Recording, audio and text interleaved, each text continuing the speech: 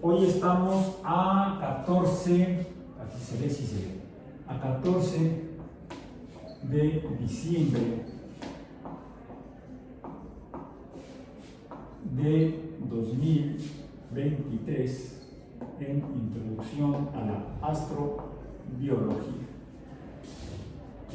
Y ya formalmente terminamos la sesión pasada, el 12 de diciembre, novena sesión, lo que sería la física necesaria para tratar de, para estudiar la posibilidad de vida en el universo, en particular en galaxias.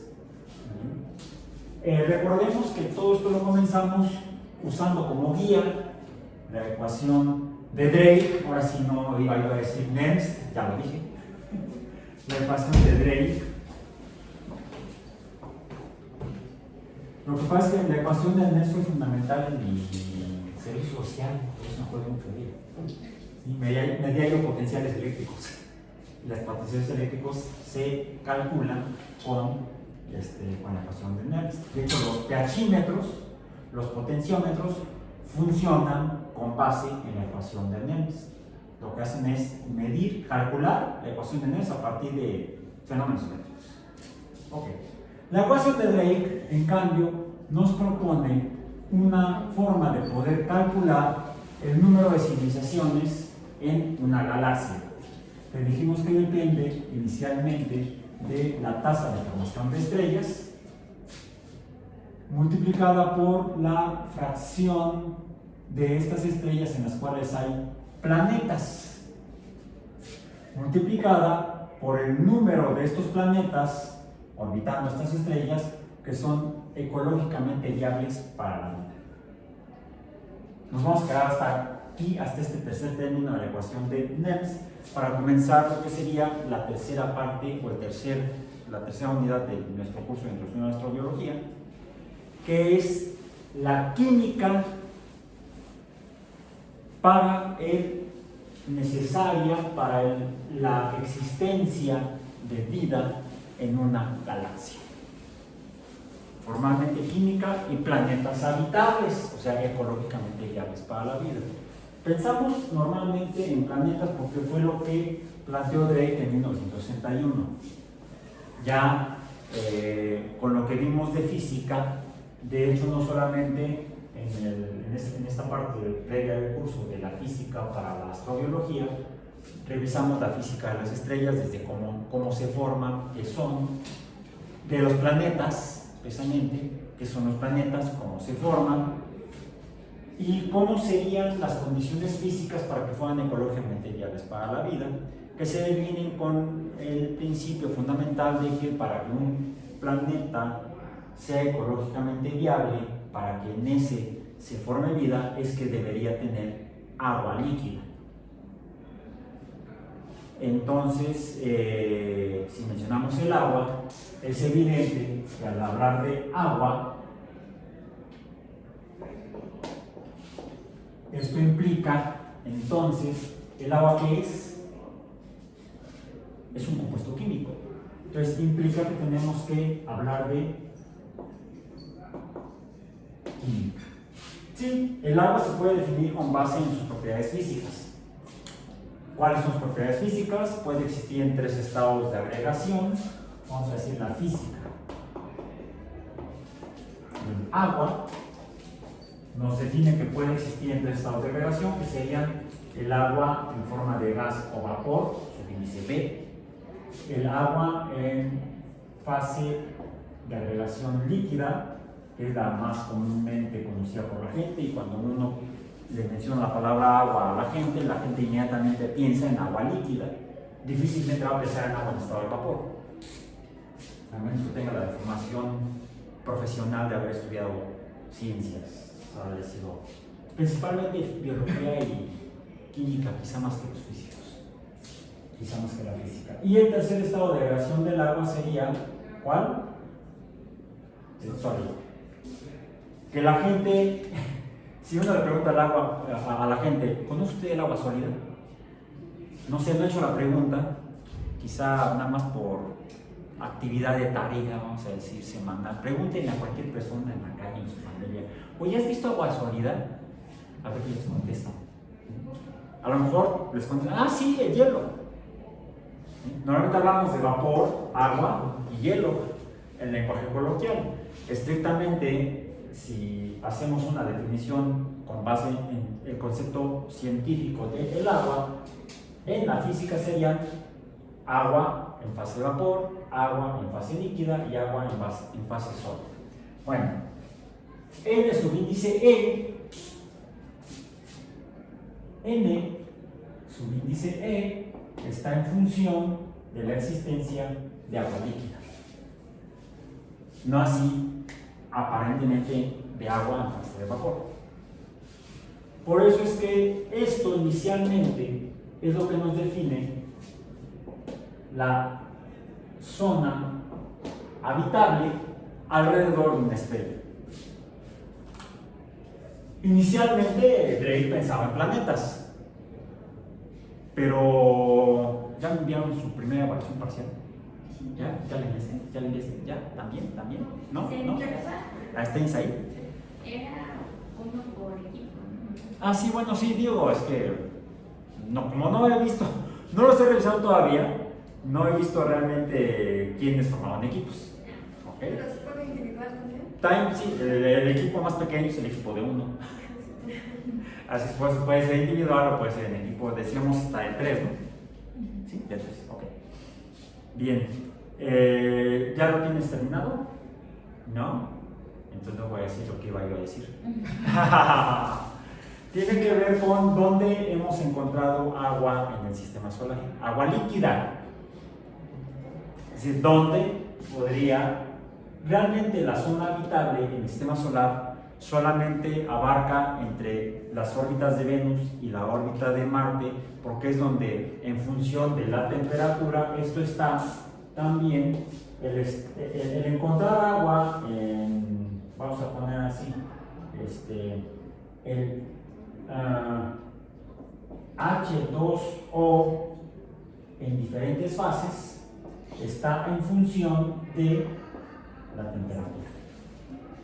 En Europa ve que es una capota de hielo, pero sí es, todavía sigue la hipótesis que abajo hay un líquido o ya hay... Digamos que hay una evidencia entre directa e indirecta, ¿sí? Que es, aquí sí que ya estás haciendo tu evaluación, entonces sí, te voy a retroalimentar. Contestando a tu pregunta. En los últimos 15 años más o menos, observaciones con el Hubble en los planetas, como por ejemplo, no solamente los planetas, sino satélites de los planetas como los de Júpiter, permitieron en un momento dado, y quizá ya atinaron al momento, hay que estar en el lugar correcto, en el momento correcto, y con el instrumento correcto.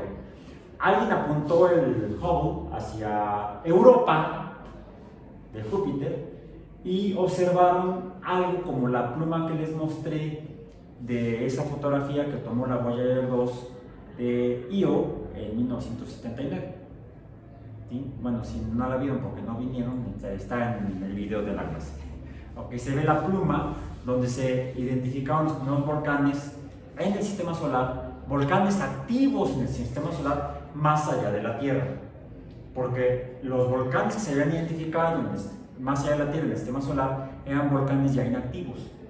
De hecho, desde la década, principios de los 70s, cuando se enviaron las primeras misiones Mariner a Marte, las fotografías que tomaron, las primeras misiones Mariner a Marte, mostraron sobre la superficie de Marte volcanes.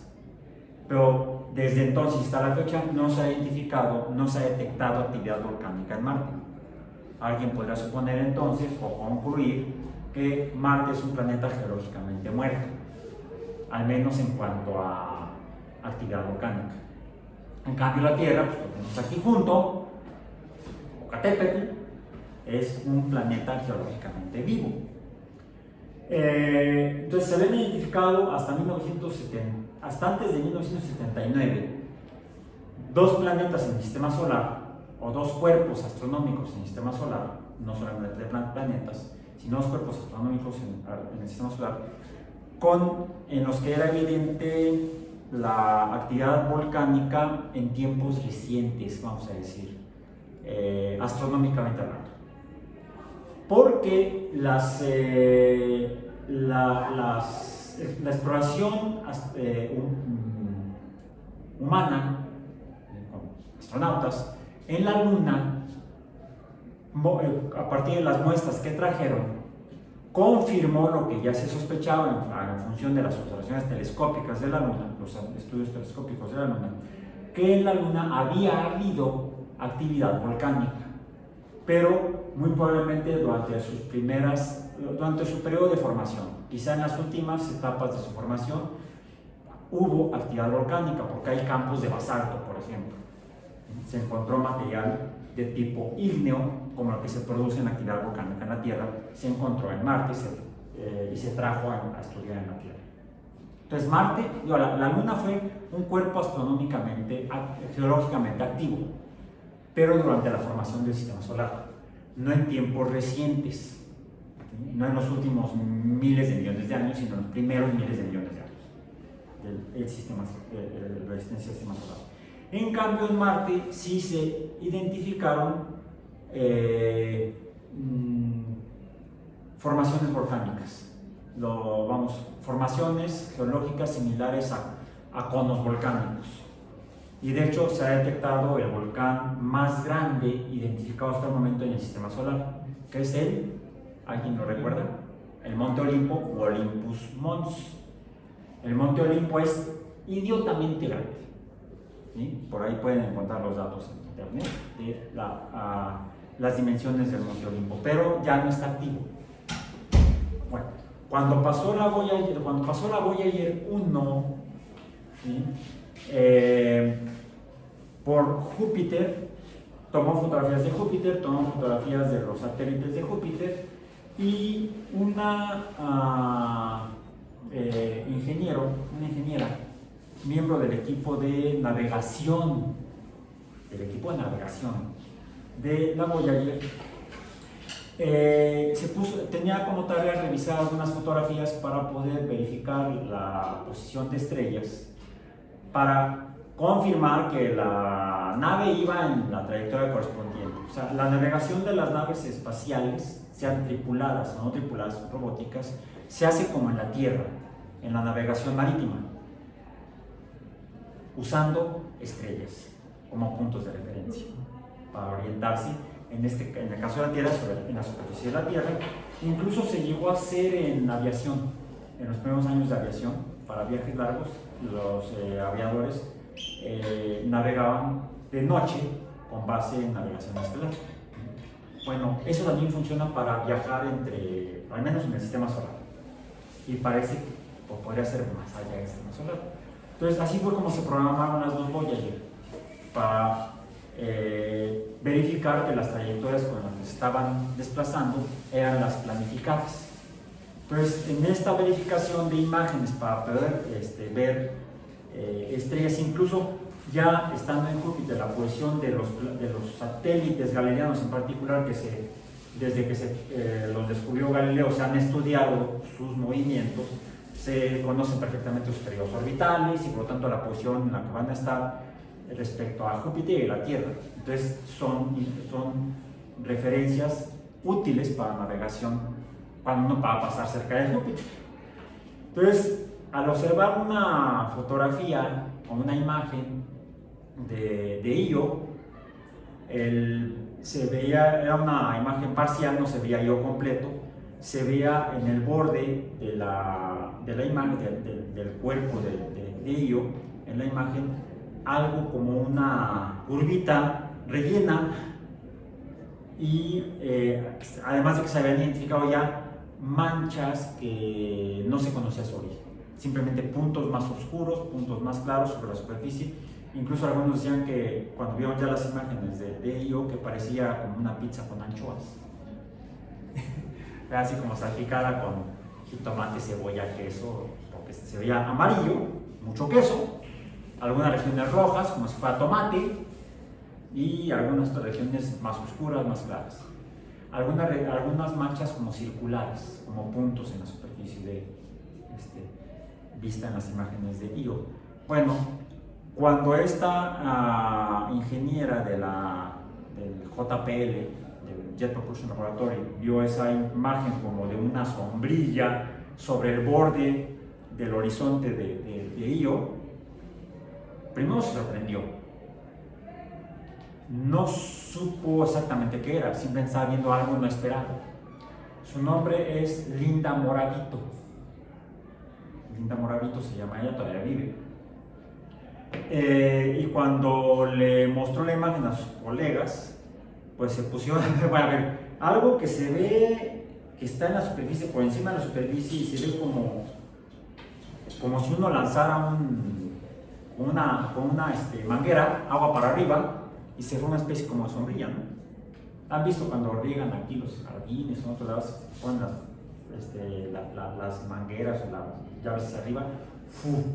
O sea, algo estaba saliendo de la superficie de Io y pudieron entonces entender o explicar esas manchas, sobre todo las circulares, que se veían en las otras imágenes de Io, con los cráteres volcánicos generados por actividad volcánica, material que surge de la corteza de un cuerpo astronómico, no una estrella, no siendo una estrella. Eso fue en cuanto a Io. En cuanto a los otros 3 satélites galileanos, se vio que sus superficies parecían como de hielo, un hielo bastante sucio, ¿sí? Se veían no blancos sino amarillentos, o blanco-amarillentos, o algunos un poco más oscuros, con regiones más oscuras, más claras, pero se veían como grietas como las que se observan cuando uno vuela sobre, por ejemplo, el océano Antártico, el polo norte de la Tierra. Y los análisis espectroscópicos mostraron que había agua y otros compuestos químicos. Ya estamos hablando de química para la astrobiología. Bueno, sí, en cambio en Io los análisis espectroscópicos mostraron una abundancia de azufre, fósforo y otros elementos químicos, y no tanta agua. Se llegó a la conclusión que de estos 4 satélites galileanos, 3 tenían su superficie formada principalmente por agua en fase sólida debido a una muy baja temperatura. Bueno, son bolas de hielo. Los satélites son helados de hielo. Mientras que Io estaría formado su corteza por diferentes compuestos químicos, uno de cuyos elementos químicos que conformaría a esos compuestos sería uno muy abundante el azufre. Luego se preguntaba, bueno, ¿por qué hay actividad volcánica en Io en particular?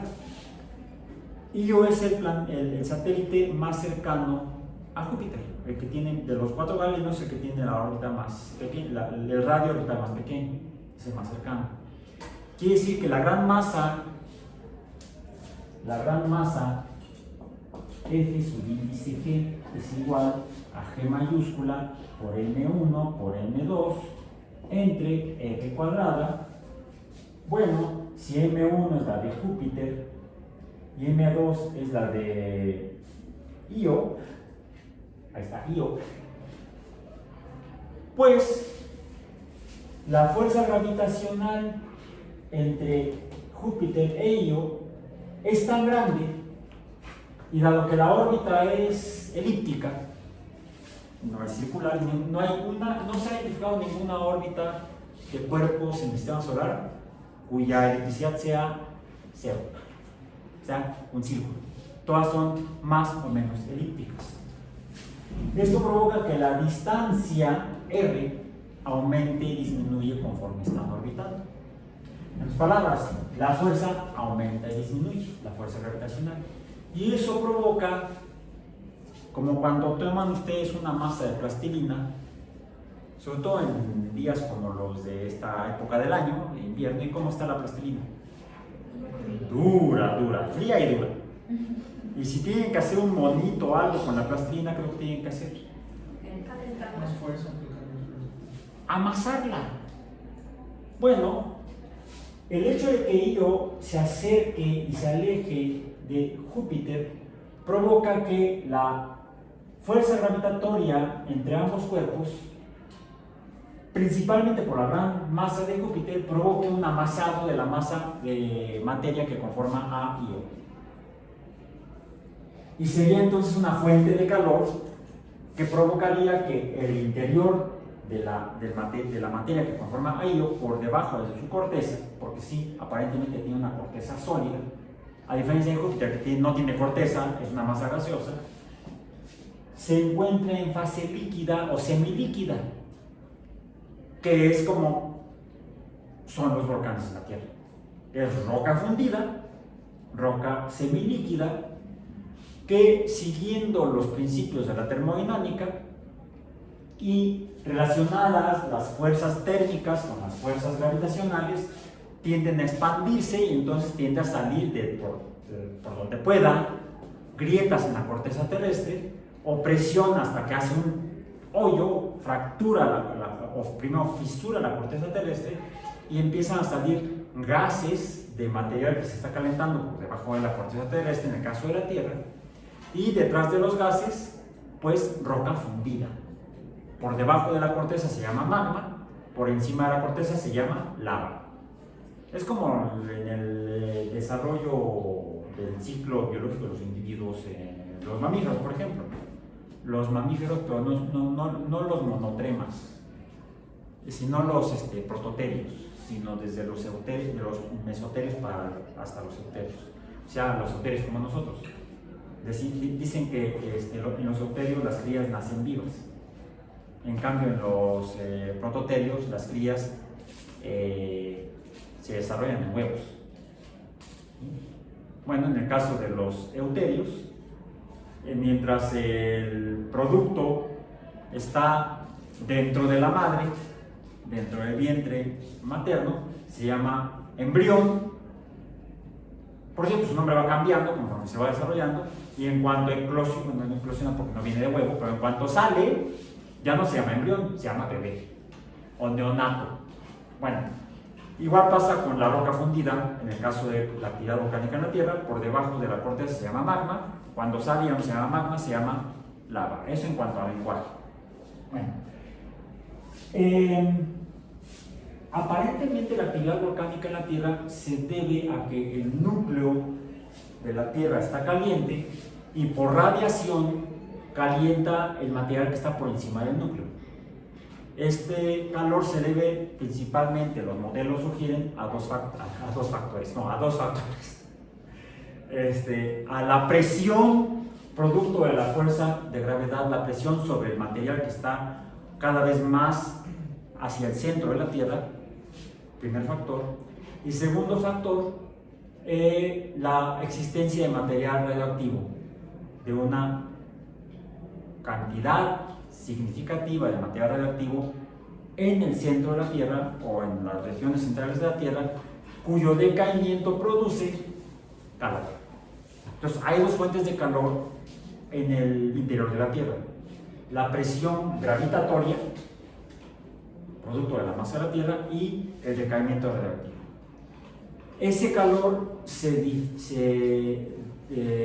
difunde hacia el exterior de la Tierra y provoca que la roca por debajo de la corteza esté fundida.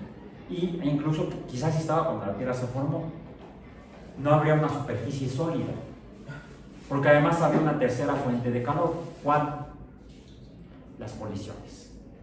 La colisión de la masa terrestre, más bien, la colisión con la masa terrestre, con el material que seguía bombardeando la Tierra o colisionando con la masa terrestre mientras orbitaba al Sol, mientras iba barriendo su trayectoria orbital, pues lo que estaba en el camino, bolas.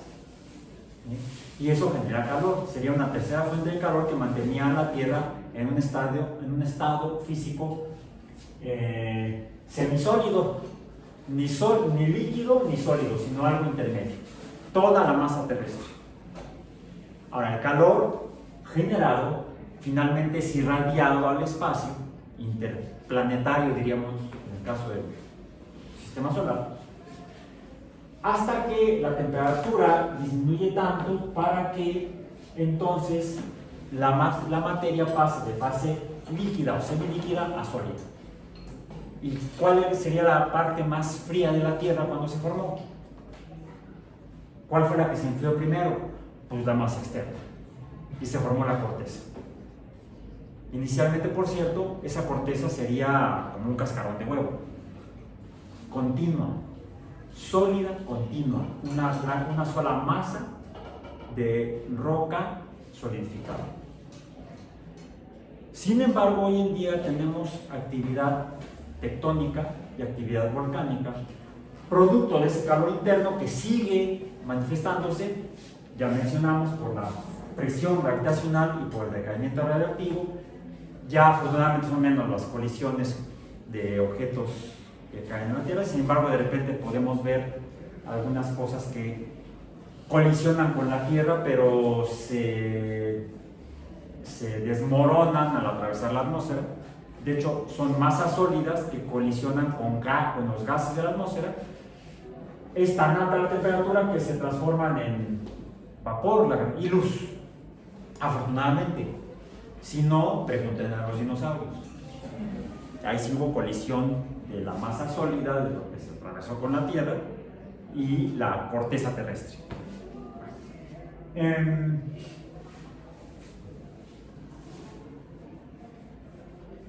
Y esta actividad volcánica y tectónica, ahora sabemos que se debe a que actualmente la corteza terrestre no es una masa continua de roca sólida, sino que está fisurada, tiene grietas, se llaman fallas tectónicas, lo que hace que la corteza de la Tierra en realidad esté conformada hoy en día por placas tectónicas, y son las que producen volcanes, actividad volcánica y actividad sísmica. ¿Cómo son los demás planetas?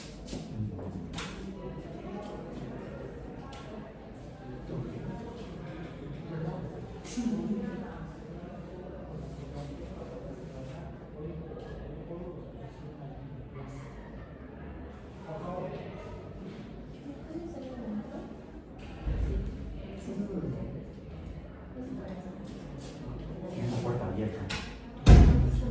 Sí. Ok.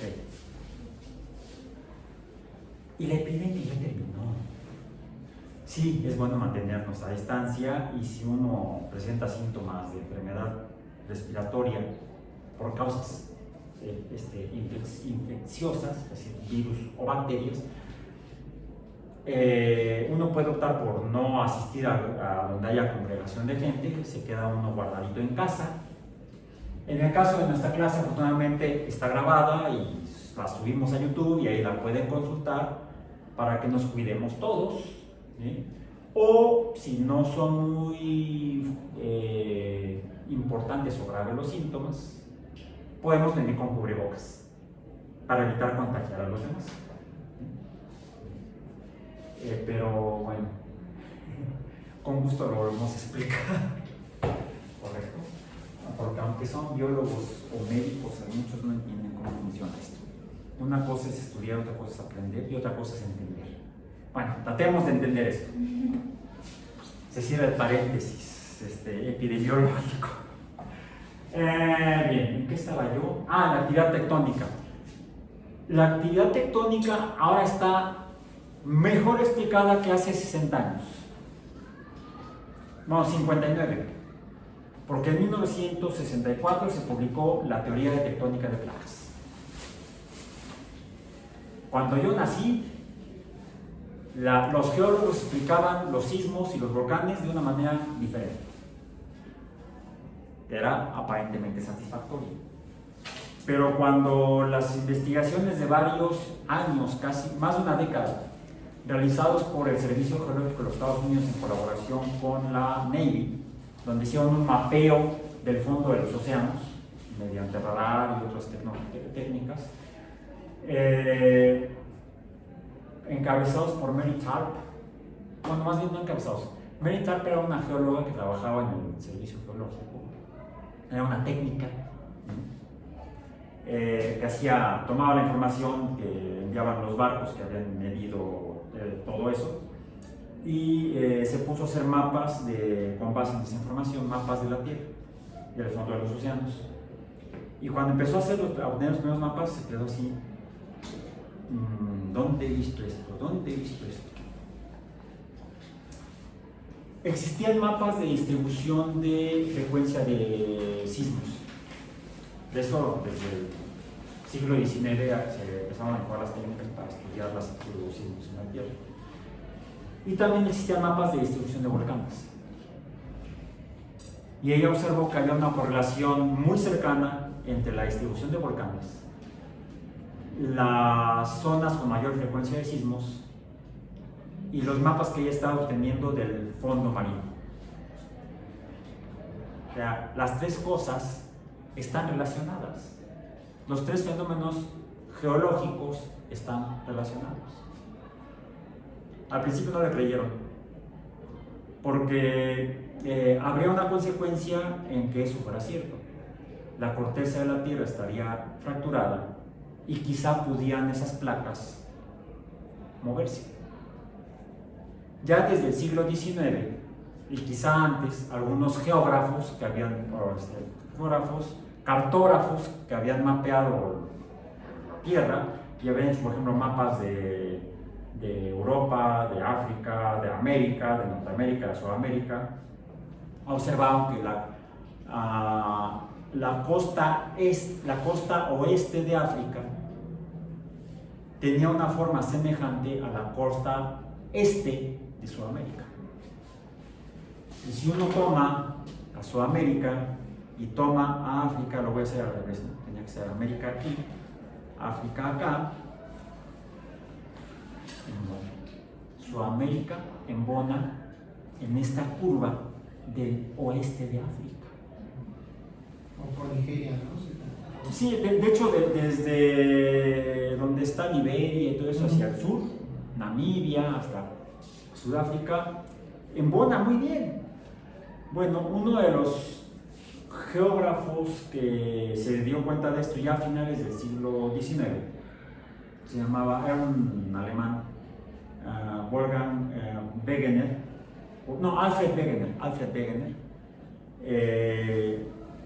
se dio cuenta de eso y lo propuso y le dijo que estaba: ¿cómo crees que la superficie de la Tierra es sólida? No se mueve.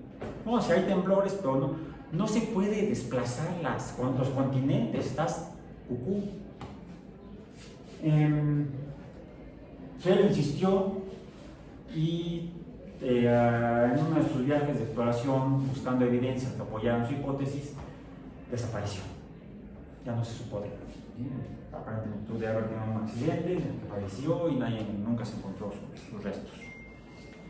Pero quedó lo que había publicado. Cuando Mary Tarp propone esto en la investigación del Servicio Geológico y la Navy en los Estados Unidos, le dicen: cállate porque te van a criticar igual, te van a decir que estás igual de loca que Wegener.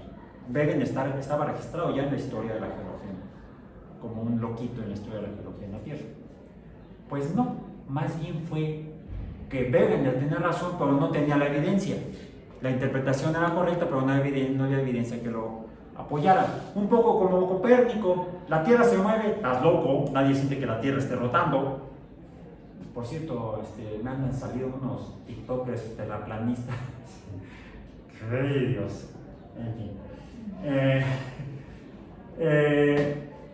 Hasta que Galileo encontró a cosas orbitando, girando alrededor de Júpiter, no alrededor de la Tierra, encontró una evidencia indirecta que sugería que Copérnico tendría razón.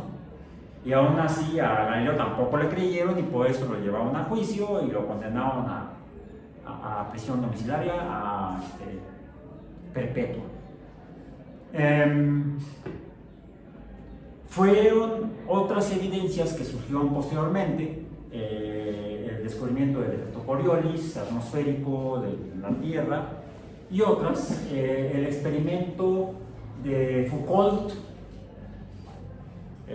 con el péndulo que lleva su nombre, el péndulo de Foucault. Googleenlo y investiguenlo. Fue quizá el experimento de Foucault fue el experimento que finalmente terminó demostrando que la Tierra rota. El péndulo de Foucault, que creo que todavía está en París funcionando. bueno, esa ya fue evidencia experimental que se explica con base en la hipótesis copernicana. Hasta ese momento todas las evidencias son indirectas, porque no tenemos la evidencia donde veamos a la Tierra rotando, que algo así decía uno de este TikToker, terraplanista. Es que nunca nadie ha visto la Tierra moviéndose en rotación. Pues es que no busca las fuentes de información apropiadas. A finales del siglo pasado, me parece que en 1998, cuando se envió una sonda robótica a estudiar Júpiter, curiosamente se llamaba Galileo, así bautizaban a la nave, a la misión Galileo. Se envió, a diferencia de las Voyager que se enviaron con cohetes muy potentes, inmediatamente dirigidas hacia Júpiter, Saturno, Urano, Neptuno, esos los cuatro satélites gigantes, planetas gigantes gaseosos. Como después de las misiones a la NASA le recortaban, como siempre hacen, le recortaban el presupuesto, buscando hacer investigación planetaria, decidieron usar esto como fuerza para empujar cohetes, naves espaciales, sondas robóticas para explorar el sistema solar. Entonces, con un cohete más pequeño, uno pone la nave robótica, la lanza, y uno la lanza, por ejemplo, hacia la Luna. Al pasar cerca de la Luna, hay una fuerza de atracción de la Luna sobre la sonda, pero no suficientemente grande para que quede atrapada en órbita, sino para que nada más le dé un coletazo, como cuando jugábamos coleadas, y aumenta la velocidad de la sonda. Se llama asistencia gravitacional. Es así como se ha hecho desde finales de la década de los 70 la planificación y el desarrollo de misiones de exploración planetaria en el sistema solar. Sale más económico, no gastas tanto en combustible, necesitas motores más pequeños, necesitas hacer motorzotes para empujar a las naves espaciales. El problema es que toman más tiempo para llegar al destino. No importa, son robots, no se van a morir. Bueno, y la fuente de energía, si le ponemos una pila que no sea una Duracell, no me pagan el anuncio, ya pues le ponemos ciertas fotovoltaicas. Sí, si la misión es cerca del Sol. Pero si es lejos del Sol, ya llega tan poca luz solar que la potencia producida, la energía eléctrica que se produce en la transformación de la energía luminosa, ya no es tan eficiente, ya no es tanta. Entonces, lo que se ha hecho con estas misiones es que las pilas que se les ponen son pequeños reactores nucleares. Son pilas de principalmente plutonio. Para generar la electricidad, son pequeños reactores nucleares para generar electricidad, son nucleoeléctricas, vamos a decir, para generar electricidad con la que funcionan esas naves. Así funcionan todas las, hasta un experimento que está ahorita todavía funcionando, se habían hecho todas las naves robóticas que se enviaron más allá de Marte, porque a Marte todavía llega suficiente luz. De Júpiter para allá, todas van con pilas nucleoeléctricas. Entonces, ya las Voyager, de hecho, se enviaron, aunque fue con cohetes más grandes y motores más grandes, la exploración consideró la asistencia gravitacional cuando pasaron cerca de Júpiter, pues, además de por explorar Júpiter y el sistema joviano, así se llama, recibieron un jalón para dirigirse ya a mayor velocidad a Saturno. Les digo, esas técnicas no son muy útiles cuando van astronautas o personas, porque toma más tiempo. ¿Sí? Entonces, en la exploración humana tripulada, se requieren motores más potentes y por lo tanto mayor combustible. Por eso son más caras, además de otros factores que vamos a ver al final del curso. Por eso es que se insiste en la exploración robótica, que es más económica y más eficiente en cuanto a el uso de recursos, por ejemplo, la energía necesaria para arrojar y para mantenerlas vivas a las naves robóticas funcionando. Bueno, entonces, cerrando esta parte, seguimos en la química. Así se exploró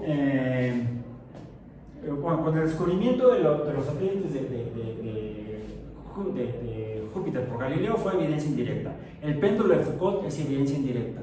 Cuando la nave Galileo, que iba a Júpiter, se lanzó, no recuerdo cuál fue la trayectoria, pero tuvo que pasar otra vez cerca de la Tierra para que la Tierra le diera otro jalón gravitacional, otra asistencia gravitacional. Tuvieron la genialidad los planificadores y operadores de la misión de prender las cámaras de la nave Galileo con dos fines. Primero, a través de tomar las imágenes de la Tierra y conociendo la posición de la Tierra, sabiendo que rota, por los experimentos de Foucault, y podían medir con precisión cómo se estaba desplazando la nave la nave de Galileo hacia Júpiter, como una verificación para la navegación. ¿Sí? Tiene que pasar exactamente a esta hora por encima de la Ciudad de México. Sí, ya está. Y tiene que estar a tantos grados de, por decir algo, de París.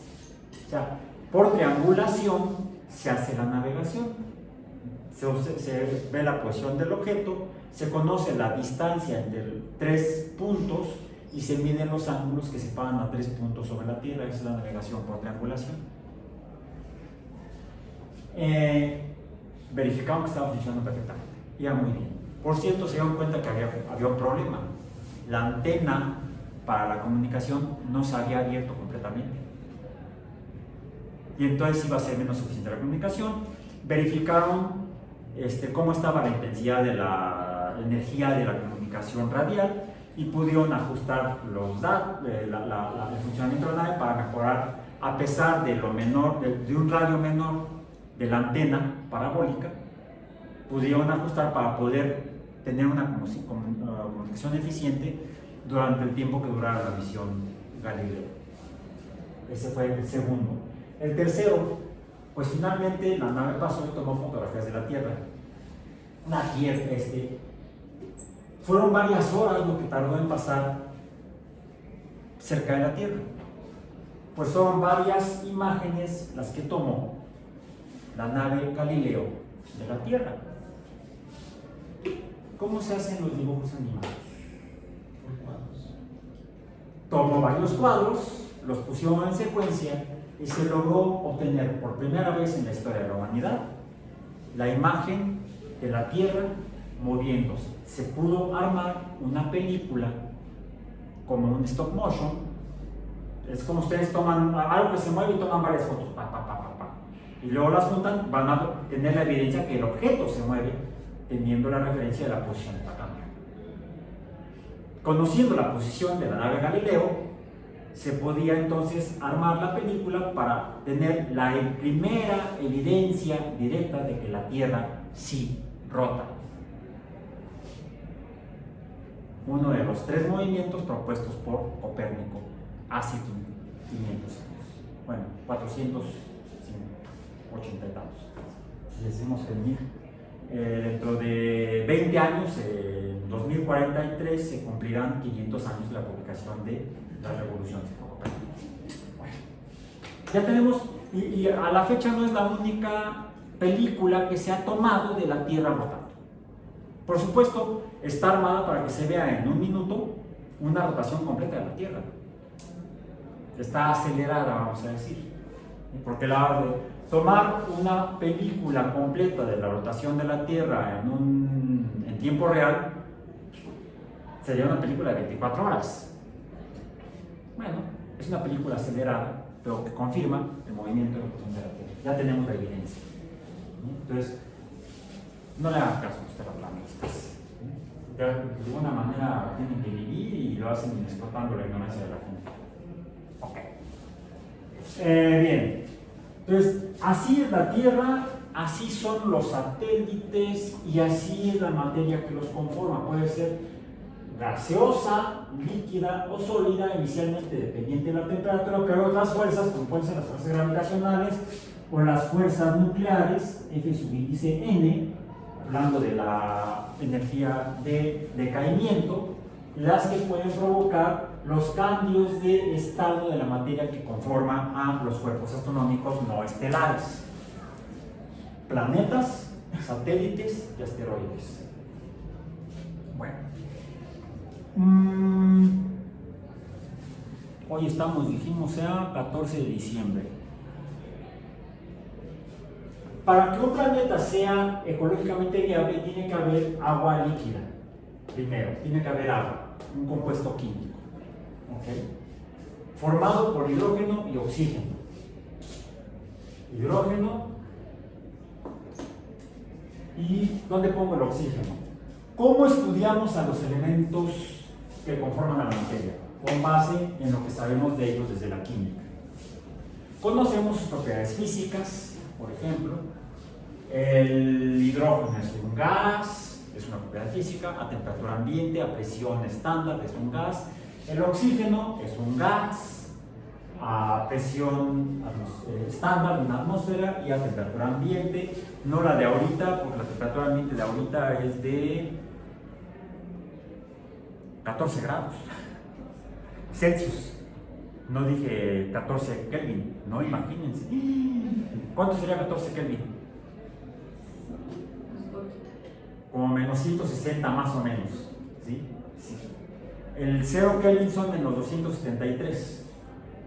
Entonces, a 13 grados estaríamos a 13 Kelvin serían menos 260 grados Celsius. Bueno, ¿cómo se encuentra el agua a esa temperatura? Sólido. ¿Por qué el agua identificada por los espectrógrafos de las naves Voyager y otras naves, como la que está ahorita orbitando Júpiter, que es la nave Juno? La misión tiene ya como 10 años operando, y hablando de las fuentes de energía para las naves robóticas, Juno su energía proviene de celdas fotovoltaicas. Tiene unos paneles fotovoltaicos enormes que le permiten a esa distancia, a la distancia orbital de Júpiter, capturar suficiente energía del Sol, la suficiente luz, para poder impulsar todos sus aparatos. ¿Sí? Es el primer experimento funcional de naves robóticas más allá de Marte, no impulsadas por fuerza nuclear, sino por la otra fuerza, que es la fuerza eléctrica, que esta ya dijimos que sería la responsable de que inicialmente se formaban estrellas y planetas a través de las atracciones electrostáticas de tipo Coulomb entre átomos y moléculas. Las atracciones electrostáticas hacen que la materia se junte, y al aumentar suficientemente su masa, entonces se empieza a operar la fuerza de gravedad. Ok, pero regresemos a la química. El oxígeno es un gas, el hidrógeno es un gas. ¿Qué más se requiere para que haya vida, para que un planeta sea, o un cuerpo astronómico sea ecológicamente viable? Ok, ¿por qué la corteza de Europa, Ganímedes y Calisto está helada? La distancia que está. Por la gran distancia a la que están del Sol, y entonces la temperatura debe ser muy baja, negativa en Celsius, positiva en Kelvin, porque todo es positivo en Kelvin. Y a esa temperatura el agua es sólida. Ahora, preguntabas y no te terminaban de contestar. Alguien apuntó el Hubble. A veces muchos descubrimientos en ciencia estamos confirmando son accidentales, como el descubrimiento de aquel volcán por Linda Moravito en Io de Júpiter. Ella no estaba buscando volcanes, no estaba diciendo voy a buscar volcanes en los satélites jovianos. No, ella estaba buscando las referencias para ver si Voyager estaba navegando bien en el espacio. Y encontró un volcán y luego encontraron más. Por cierto, Juno ha estado tomando fotografías de todo el sistema joviano, incluido Io, y lo que han observado es que Io es un satélite extremadamente activo desde un punto de vista geológico. Los volcanes se forman, se extinguen y surgen nuevos volcanes por este masajeo gravitacional que le da Júpiter ahí. ¿Bien? Confirmada la existencia de volcanes, emiten azufre Y de hecho por eso Io su superficie es amarilla. Pero es tan pequeño Io que la velocidad de escape del material que eyecta la actividad volcánica termina alejándose de Io, pero queda atrapado, por ejemplo, por la gravedad de Júpiter. Y algo que descubrieron entonces las Voyager fue que Júpiter tiene un anillo muy tenue, no se ve desde la Tierra, aun con los telescopios más potentes, con de mayor capacidad, ni con el Hubble se ve eso. El análisis espectroscópico mostró que está formado principalmente por azufre. O sea, el anillo que tiene Júpiter es producido por la actividad volcánica de Io. Bueno, hay azufre entonces orbitando a Júpiter. ¿Qué puede pasar con ese azufre? Pues que caiga en los demás cuerpos. Por eso es que la corteza helada de agua de los otros satélites galileanos se ha ensuciado con azufre. Por eso se ve amarillenta la superficie de Europa, como muestran las fotografías que tomaron las Voyager y las fotografías que actualmente ha estado tomando Juno.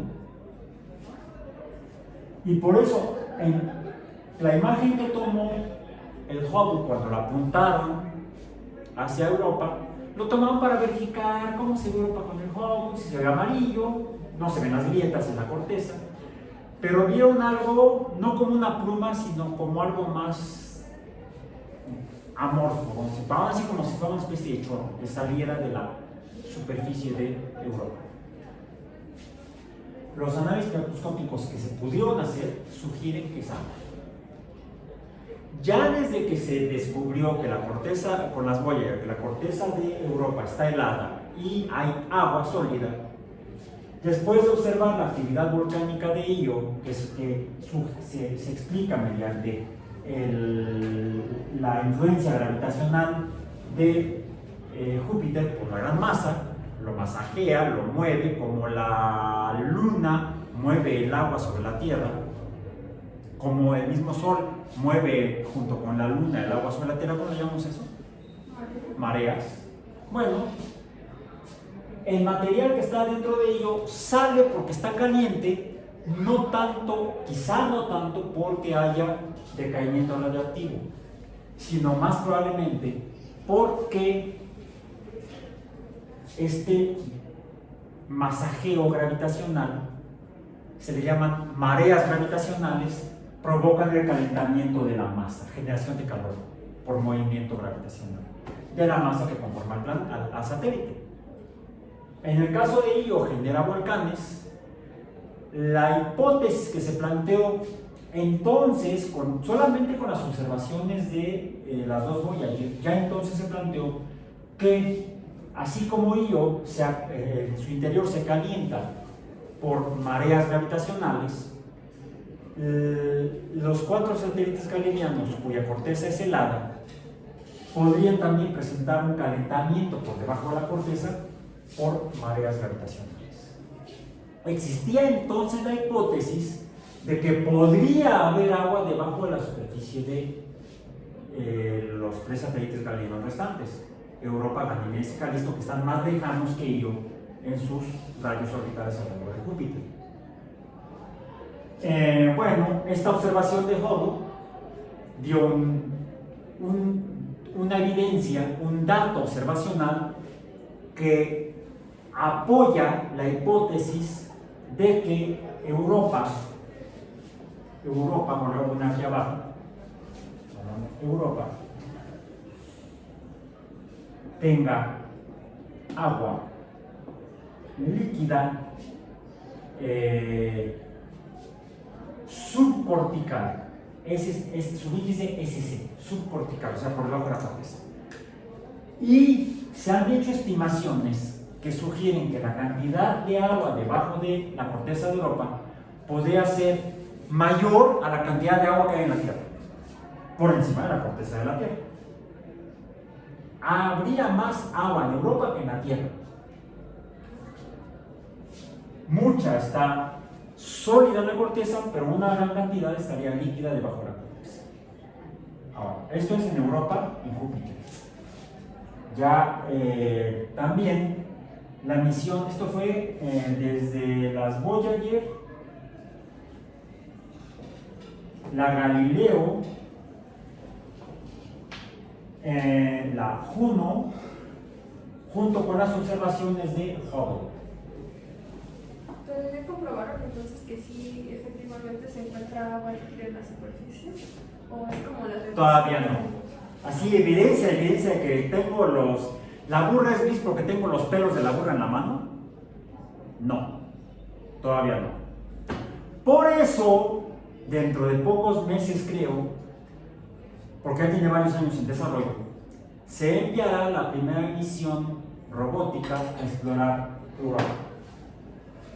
Se llama Europa Clipper. Estén al pendiente. Googleenla, búsquenla sobre todo en los sitios de la NASA, porque ya está la información de la planificación de la misión y cuándo está programada para su lanzamiento. Su objetivo, confirmar la existencia de agua líquida bajo la corteza de Europa, con interés astrobiológico. O sea, no solamente se va buscando agua, se va buscando otros compuestos químicos. ¿Cómo los acomodamos aquí desde un punto de vista químico? ¿Cuál es nuestra referencia? La tabla periódica de elementos. Googleenla de una vez. La tabla periódica de elementos. Eso nos supone al hidrógeno arriba a la izquierda y el oxígeno no tan arriba a la derecha. Número atómico 1, número atómico 8, masa atómica 1, masa atómica 16. Bien.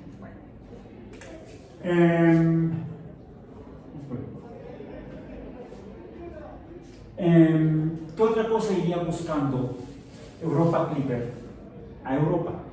Bueno, otra misión robótica, Cassini, estuvo explorando por 15 años no a Europa, sino a Saturno. El sistema de Saturno, los anillos, bla bla bla, y sus satélites. Estudió, ya mencionamos, a Titán, un satélite muy interesante porque es el más grande del sistema solar, que incluso es tan grande que es esférico como Io, Europa, Ganímedes y Calisto, pero de hecho es más grande que todos ellos. Es más grande que la Luna, por cierto. De hecho, Titán, no lo voy a escribir, Titán es más grande que Ganímedes, Calisto y la Luna, al menos. Europa es más pequeño que la Luna, creo. Verifiquen los datos de los satélites. En Saturno es tan grande Titán que tiene atmósfera. Su masa es suficiente para mantener gases sobre su superficie. Pero como ya mencionamos previamente, estos gases están formados principalmente por hidrocarburos, carbono. Otro elemento importante para la vida. ¿Cuál es la posición del carbono en la tabla periódica? Número atómico 6. ¿Quién se está por acá? Me lo sé de memoria por usarlos muchas veces y durante mucho tiempo. No porque haya estado carbono, sí es carbono, no. Es al usar la información uno la recuerda más fácilmente. ¿Sí? No hay que hacer ejercicios de memorización, sino hay que usar la información. Número atómico 6, masa atómica 12. Aquí es más fácil, casi siempre es el doble, casi siempre. Hidrocarburos, que están formados por carbono e hidrógeno. Y encontramos hidrocarburos en fase sólida, líquida y gaseosa.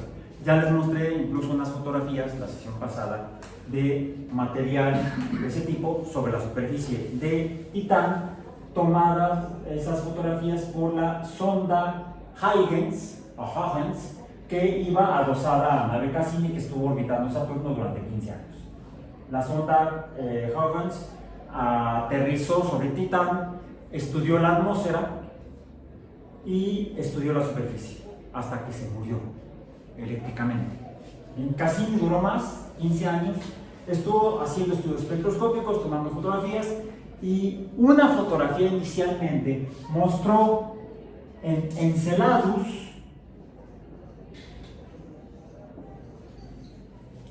eyecciones de material, no como volcanes, sino más bien como géiseres. Las imágenes de Enceladus mostraron que su superficie también es helada y también tiene agua y está principalmente formada por agua.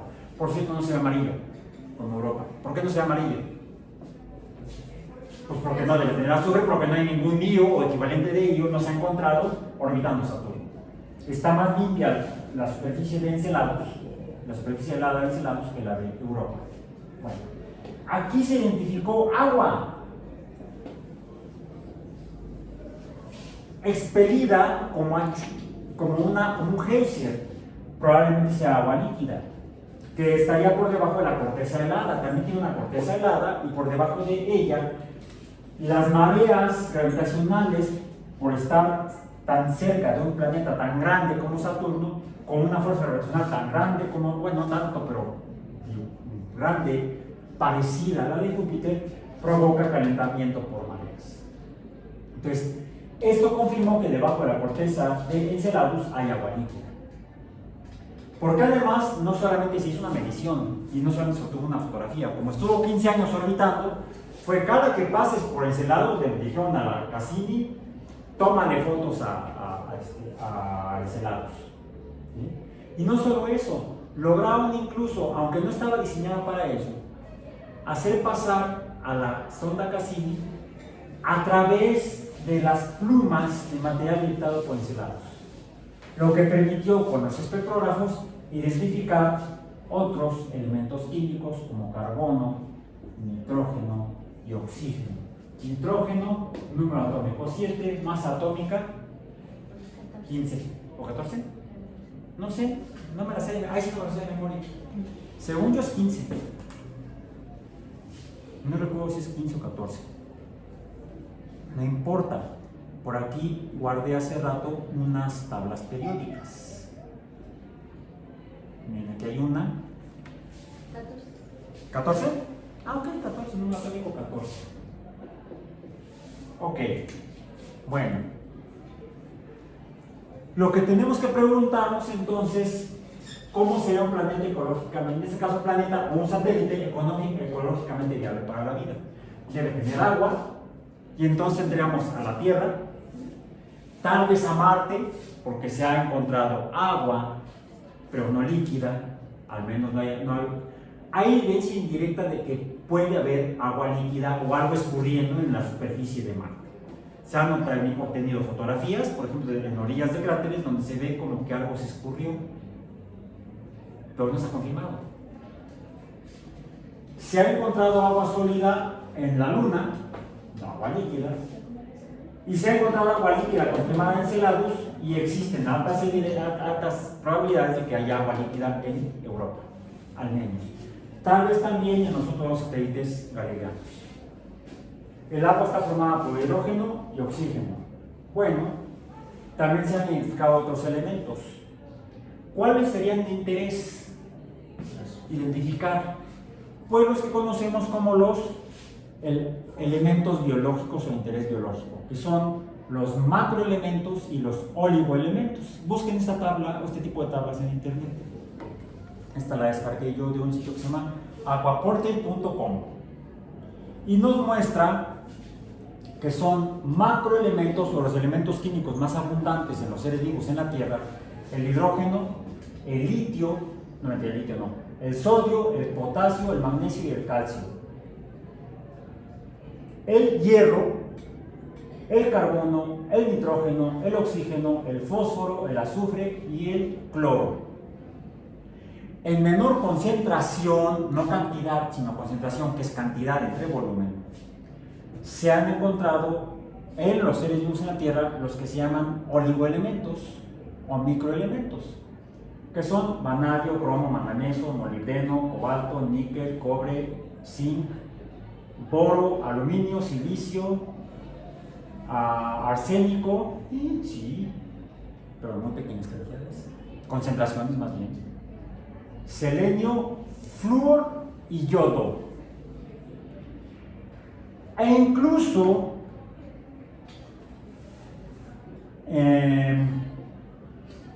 se han encontrado trazas de otros elementos, son elementos traza de interés biológico, como el litio, los cuales son indispensables para que los seres vivos vivan sanos.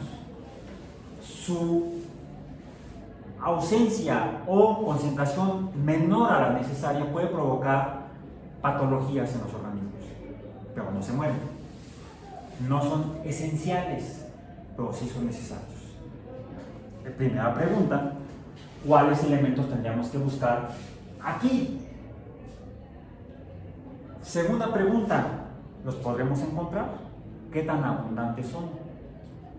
En el caso de el universo, me encontré esto en un video que luego les voy a compartir la liga en el CIPI.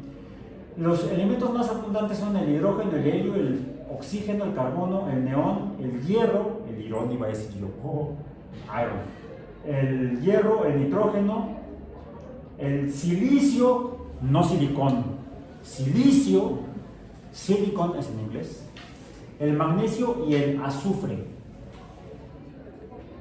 Como se dan cuenta, aún hablando de los macroelementos, hay algunos que no son tan abundantes. Por ejemplo, el fósforo no está, no es muy abundante en el universo. El cloro y el flúor tampoco. La última pregunta que tenemos que hacernos el día de hoy es ¿por qué? Porque depende de cómo se forma. Esta tabla la publicaron en Nature, pero pueden encontrar otras equivalentes. Esta ha sido muy difundida, la he visto en internet en diferentes lugares, hasta en redes sociales, donde se muestran en qué momento y en qué fenómenos astronómicos se han formado los elementos químicos necesarios para la vida. Entonces, esto es lo primero que tenemos que contestar, teniendo como referencia la última tabla, que es la de los oligoelementos. Y dependiendo de esto y de la abundancia real, será que tendremos mejores pistas de dónde y cuándo buscar sitios que sean ecológicamente viables para la vida. Entonces, como se dan cuenta, tenemos mucha tarea que hacer. No tarea, llámenle como quieran. Es que esa palabra como que saca ronchas, ¿no? Pónganse a revisar información. Nos vemos entonces el próximo martes.